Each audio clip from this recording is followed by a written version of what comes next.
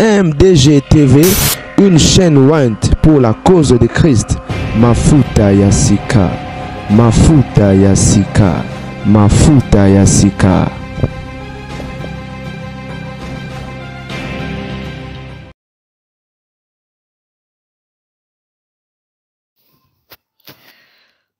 T'ouvres ta gorge pour me demander un test de paternité pour Zion sous prétexte qu'il est trop clair pour être ton fils.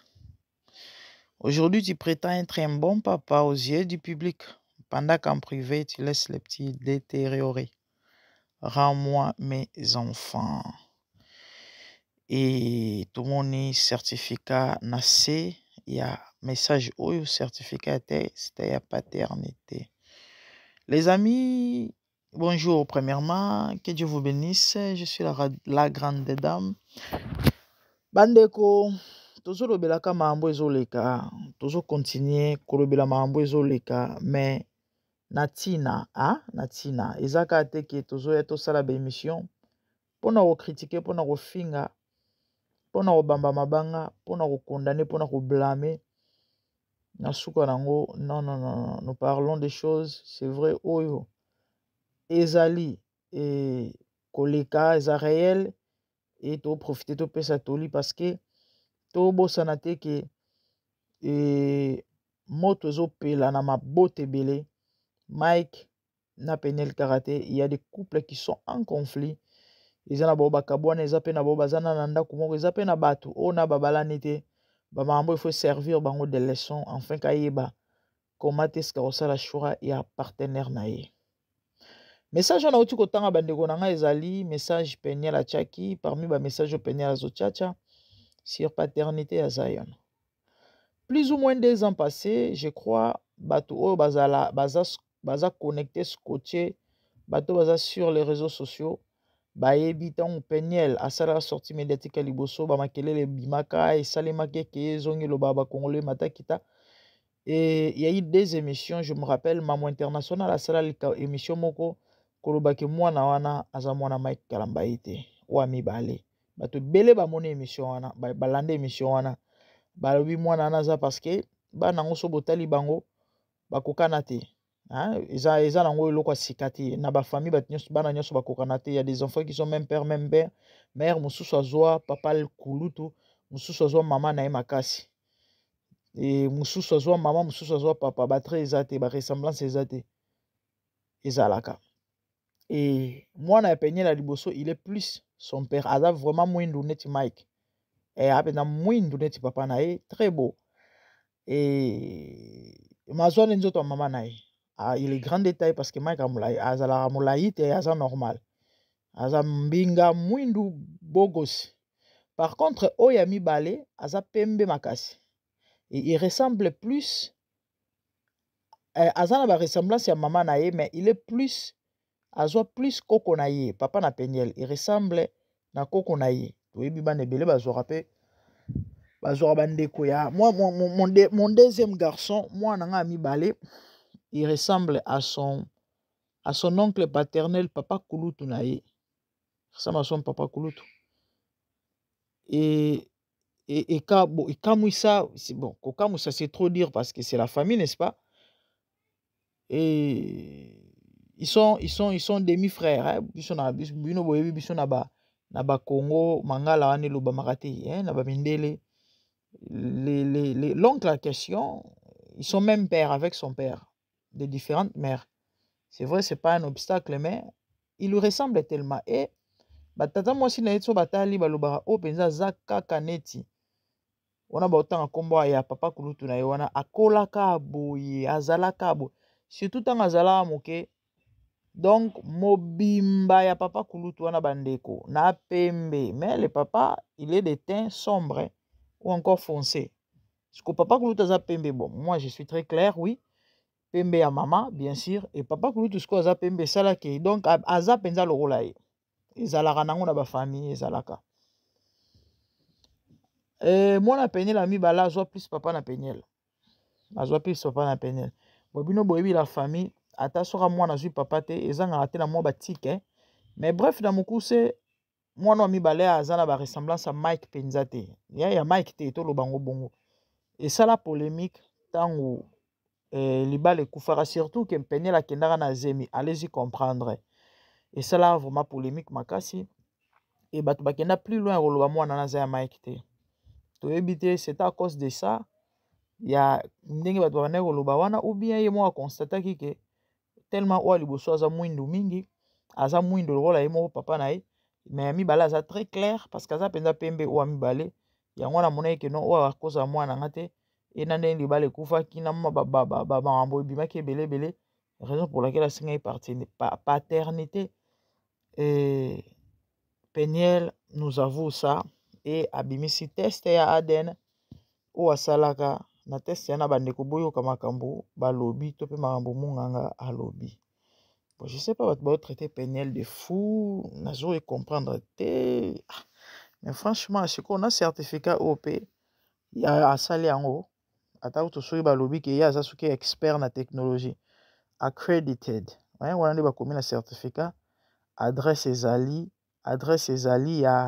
il y a hôpital ou encore il y a test il y a pardon il y a centre bisika basala ki ADN wana bakomi ya Premier Drug and DNA Testing Service 9NDW Belknap Fort Worth batie postcode ezali TX7610D bandeko nayebi te bato bazoloba Peniel azokosaka bamakambo biloko nyonso azobimisa na bapreuve nyonso azobimisa balobi ke eza ya kofonde neti certificat oyo bandeko nanga eza na adresse ya hôpital ya bisika basala yango ya centre place basala yango na badetail eza mpenza ndenge test ya ADN ezalaka epo bakomi badetail kilikili système Tchad Fava.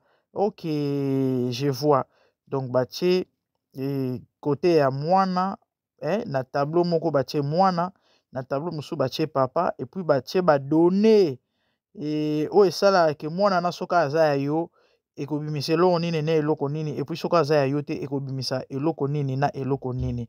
Siko boyo kasiko conclusion ya médecin, miso passe parce que ba écrit na ngweza vraiment mike, mama na moto betinga ki YouTube mama o, ko boma biso. Based on results of the 22 genetic, okay, ils avaient des génétiques, hein? System listed above, donc par rapport à 22 genetic system, on va mentionner Mike Kalambai cannot be excluded as the biological father of Zion. Donc balobi Zion G. Chibasu, voilà, c'est ça son nom, Wa Kalambai. Hey, baluba bana ba combo as determined by the presence of an obligate paternal bandeko na ba écrit ça mais qui est mais néanmoins tolobi quand même l'essentiel. Donc balobi par rapport sur base il y a 22 génétiques. On va mentionner awa Mike Kalambai ne peut pas être exclu. Il y a la papa et Zion. Donc paternité, ils ont confirmé que c'est son fils. Ezali résulté eza lelo te. Eza Mike asengarango ba période o bambilinga mbilinga ezalaka. Yango Peniel alobi lelo ozo sa assembla ya kobima tata malamu na miso ya batu panda koyebi. Au boya même paternité ya mwana bandeko nanga dans des familles c'est comme ça, il y a des réalités eza na bana o bazala mal aimé parce que na moment ya séparation ya maman na papa azaki ta musu na zemi papa wanganaka et toyoka même lisolo ya Niki Menga na Fally Ipupa il paraîtrait bazala na bana misato ezala mi balete bo o biso toyebi ezala o mi balé ya basi balobelaka mais il paraîtrait banana bazalaka 3 o ya misatu apparemment fali a desistaka et yango Mikel alinga ko mentionner pe mwana ngo te bino bobi ba mama bazabata barando na kanda. Ok, d'accord, il n'y a pas de souci. Le col au monde qui était papa, na olukela mwana papa mususu ba biloko wana ezalaka. Mais bato ba confirmer ba lobarake mwana nazala mwana fali. Pour dire quoi? Na ba famille ebele ba makambo o ezali. Ba makambo o to mentionner ezali. Et bandeko nanga un moment et ça a passé. Oui, tous ça batou. On est humain parce qu'il y a des gens qui croient que il y a des gens qui croient que c'est vrai. Congolais, on dirait, surtout Batuming, oh, bazana ba réseaux sociaux, batoa, oh, ba ena ba, oh, ba eko lukambongo, na réseaux sociaux, toko niete, lelo so YouTube, on bani pe foot, episode to liambongo, on to robo, ya te to rejeter, on pété, to robo ya ngote. Mais, eza na bateau objectif, oh, ya yela, eza ki na ye ko lukambongo. Ce qui est différent pour les autres. Et en a batumsu par rapport à batala nae, il y a potentiel, nyonso azana comme potentiel, le don, tout. A Monica qui a exposé, on a mis sur Mokili, on ne sait jamais. Et bon, on est peut-être na deuxième position. Mais ça, bateau penza que non, ngana ye YouTube ko lukambongo. Donc de telles personnes, ils s'en foutent. Likambo oyo eko détruire tout eko bongisa etalinga tenga na zo lukambongo na osa musana nga. C'est comme un frère que je salue en passage JD Kamopao. Alors ça pena musala munene na communauté, nzamba pambolela nga yo soda poto mon vieux. Je l'aime bien, c'est vraiment un homme de bien, un homme qui soutient, vraiment un homme et gentil, asa vraiment motema malamu. Alobi na ngai akutani na émission moko mutu moko atie titre la brune abomi ba pasteur ba yako sambela pona bandeko na ngata bino moko titre likake boy. Tango atale émission rien à voir. Apesi juste conseil que ba titre lokuta boy mabe. Ndeko na landa ye na chaîne na ye aya ko finga et par exemple, vous comprenez? Deux ans na bato belé na ba réseaux sociaux oyo humanisme ezara nango soute. Ngana yebara une fois na salle émission moko na kopesa ba précision te zala en plus ezala na TikTok parce que TikTok na ngeza vraiment suivi et émission ne tellement ya dendenge ya dégâts mais ezala ki nango rumeur fausse information et batumsuka ne baluka ba problème et la personne ou a salle émission azai concerné ne place mon aïe que non akoya quand même koko salikamba boyete Joande c'était pas le cas et tellement ça m'avait dérangé quand le but ok na qui effacer émission na YouTube. Ndeko mo YouTuber za bisinga oh maman te na zongeli parce que nga na mona émission muta liboso sa ki ezaye abi na nga na za est-ce que ngeta lingai nga l'essentiel na sali émission batu batali yange suki wana o etikali ya solo te lokuta etalinga te dans akuna te par exemple de on bomoni batu belé crédibilité si là nous autres to lingelo ko wana te na combien ya YouTube na combien ya YouTube ou perdre ba valeur na yo donc to lingango te moi personnellement na lingango te et yango bomoni to ya ko sala ba émission ka pona ko sala te koloba ka pona koloba te mais nous éduquons la masse. Je disais que ba réalité aboza trop na ba famille. Ba réalité aboy eza trop na ba famille. Yango to conseiller bandeko makambu nyonso bomona tirons des leçons ngamo na katipe. To bota bana lelo o lobby ba balaka o lobby bakobotaka o lobby bazana besoin ba fonder ba famille ba foyer. Nous étant parents na ba makambu nyonso to mona eza moko ya ba expérience parce que expérience ezaka te eloko oyo o vivre yo moko na vie na yo.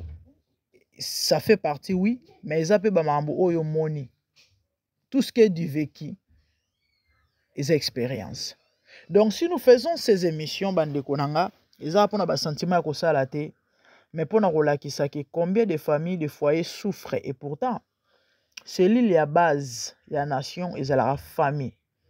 Siko soki famille eza brisé bandeko soki famille eza brisé boyeba ke bo produire boana 80-90% ya reproduire ba délinquants ou encore bana ba kozala moins utile na société parce que les enfants ne copient que oyo ba monaka oyo ba bikaka na bandako na bango na via baboti na bango na ba foyer na bango na ba ménage na bango alors to linga eloko wana te na ba vie na biso surtout biso o nanu to bali te biso nanu toboti te biso nanu yo oyo ndenge oza wana mosusu mpe kozala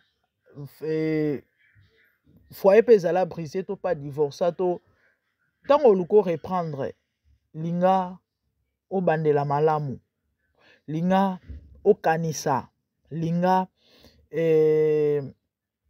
ozwa temps ya réfléchir ebele avant ya koposer baacte sino te baretombe ezalaka mingi bana bainnocent ya bato lobi bana na baokola lelo bana mike lelo bana mike lobi baokola ils auront des amis bino boyebi congolais ndenge azalaka bamaster mwana kalambai na bakoswana kaka bino boyebi bana akolarge eloko lunga kuna oloba nanga nini yo papa nini ozobetela tolo ou encore mama nini ozobetela tolo okutu tala par exemple donc toluka to épargner bana biso na bamakambo misusu oyo etali bango te oyo eza ya biso lobi basouffrir podije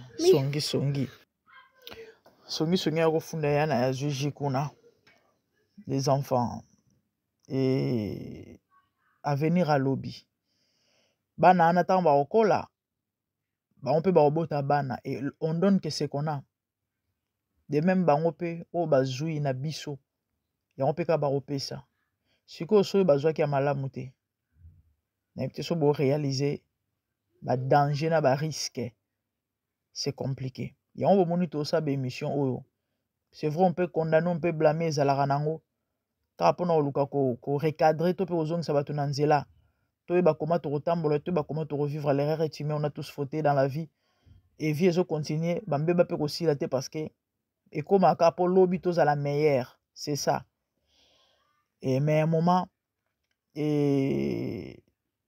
toza wana mpe toka po toédike topesa conseil en dépit ya bamama misusu bandeko na nga ça fait mal ça fait très mal komona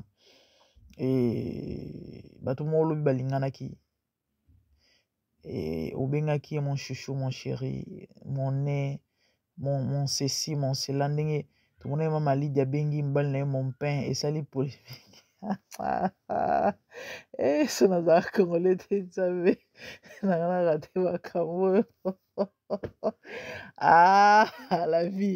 la vie lelo bamambo koma na baniveau oyo eya mawana ya pasi eza bana kati bango nde bazoko subir bapokase.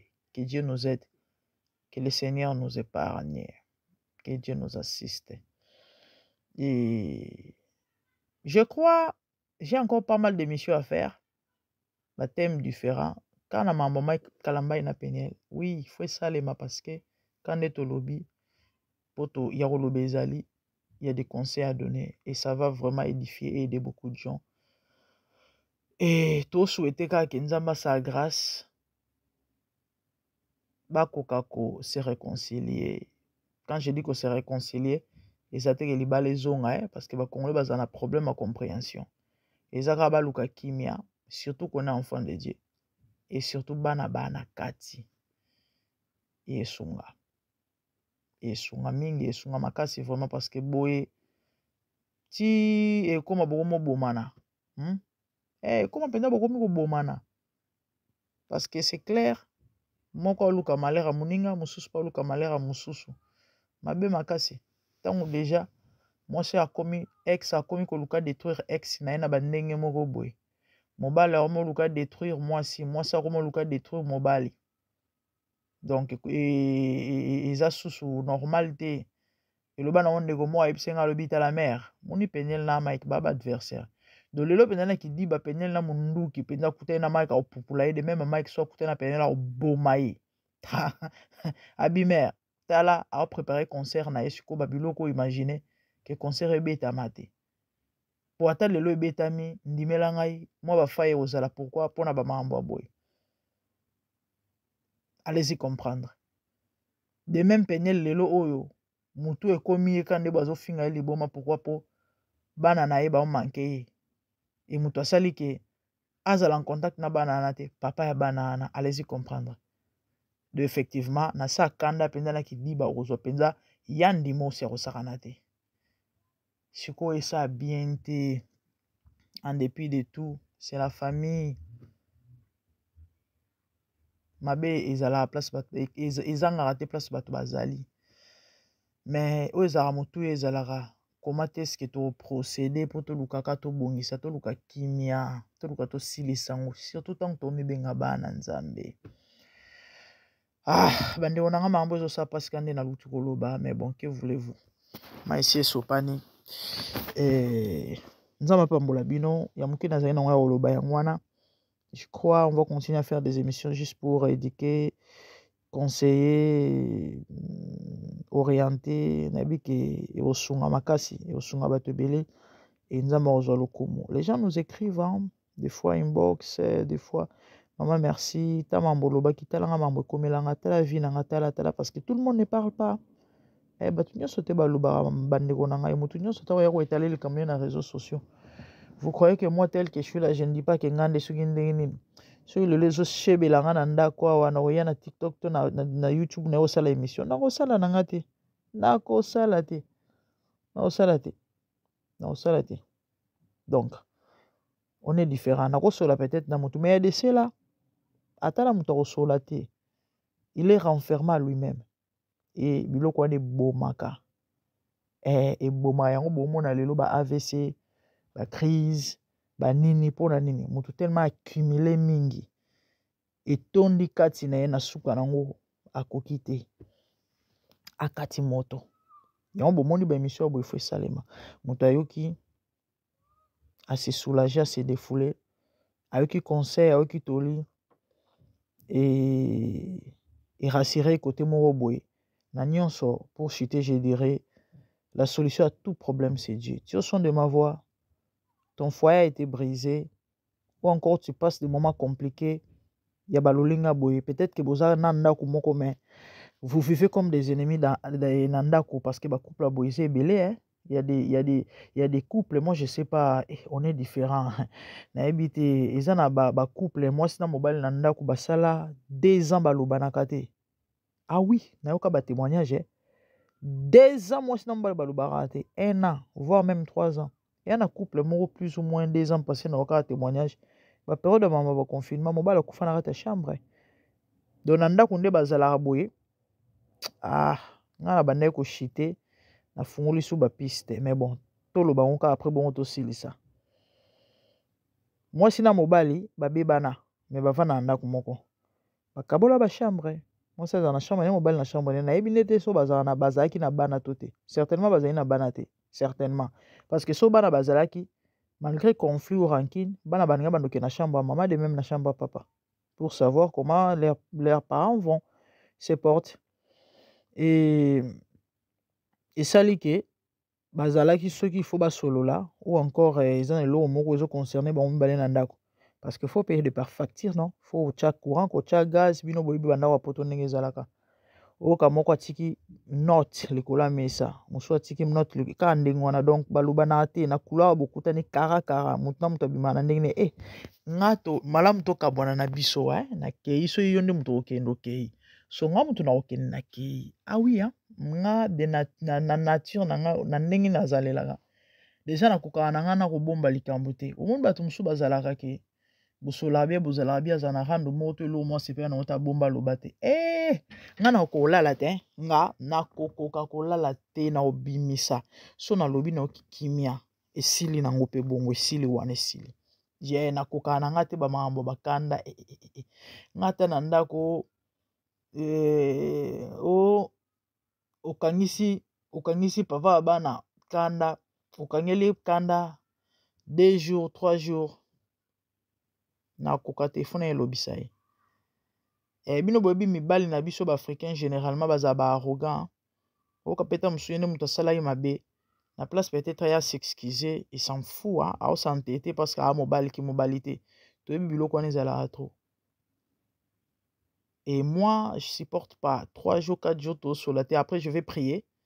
Mes prières et matatin.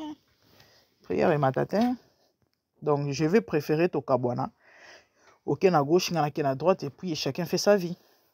Donc c'était comme ça. Et c'est comme ça là que moi ça constaté, ça faisait 2 à 3 jours à au mon a été. Et bah message pende batika na rawana ezate. Tellement mutakota na shamba muninga te. Mutakipa mamba muninga te. Siko eloko alerta ki solo. Comment on appelle solo penza ya mabe. Maybe mutu so 2 jours mutu so asa kufi. Kaka 2 jours abani ko se décomposer. Et ndelo ya alerta ki ya ngwana. Siko ebisanga pro banda soko lela. Par exemple, doba mamba boy e sa mawa. Et ça passi. Que Dieu nous aide. Biloko esila. Et na ba ménage au sunga. Parce que ba retomber ba conséquences et qui ne plus pas na bano baba e baza ba innocent. Plus bandele mamuna bino baza kité. Kuna bolingane la ki baza kité. Boko bimisa bango mokili basenga ko yate et après vous allez les faire souffrir. Moralement, vous allez les torturer mentalement. Donc que Dieu nous aide. Que Dieu vous bénisse, abonnez-vous massivement sur MDG TV Mafuta. C'est moi c'est la grande dame, mais des bonnes choses à vous. Merci, au revoir, bye.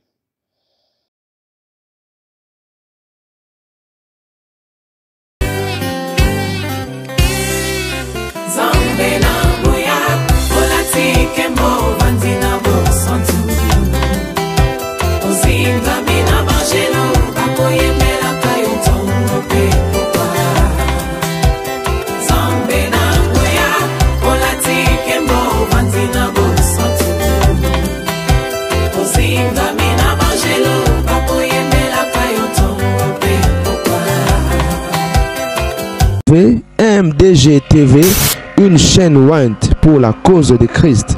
Mafuta Yasika, Mafuta Yasika, Mafuta Yasika.